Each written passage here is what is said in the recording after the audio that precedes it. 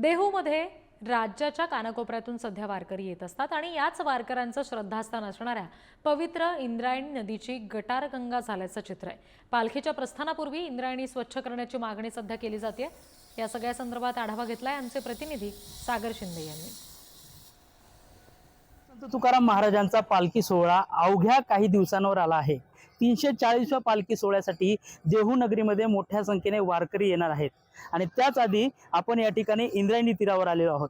आपण जर या ठिकाणी पाहिलं, देहूमध्ये येणारा प्रत्येक वारकरी हा प्रथमतः आल्यानंतर इंद्रायणी मातेचं दर्शन घेतो, इंद्रायणी नदीचं दर्शन घेतो। या ठिकाणचं तीर्थ आहे ते प्राशन करतो, याच्यामध्ये स्नान करतो। मात्र आपण जर या ठिकाणी पाहिलं, या ठिकाणी जरी घाट क्षेत्राची जरी या ठिकाणी स्वच्छता होत असली, मात्र इंद्रायणी नदीमध्ये काही ठिकाणी आपल्याला घाण या ठिकाणी पाहायला मिळत आहे। आपण जर पाहिलं, या ठिकाणी मोठ्या प्रमाणामध्ये घाणीचं साम्राज्य इंद्रायणी नदीमध्ये पाहायला भेटते। तर दुसरीकडे या ठिकाणी जलपर्णी देखील मोठ्या संख्येने आपल्याला पाहायला मिळत आहे। एकूणच जो भाविक भक्त महाराष्ट्रभरातनं, पुण्यातनं असेल किंवा मुंबईतील असेल, हे भाविक भक्त ह्या देहूमध्ये येतात आपल्या तुकोबांचं दर्शन घेण्यासाठी, विठ्ठलाचं दर्शन घेण्यासाठी आणि या इंद्रायणी मातेच्या चरणी या ठिकाणी येऊन हे याच्यामध्ये स्नान करण्यासाठी अनेक जण येतात। मात्र अशा प्रकारचं जर त्यांना घाणीचं साम्राज्य दिसले तर त्यामुळेच अनेक आता वारकरी यांच्याकडनं आता नाराजी देखील व्यक्त करत असल्याचं आपल्याला चित्र दिसून येत आहे।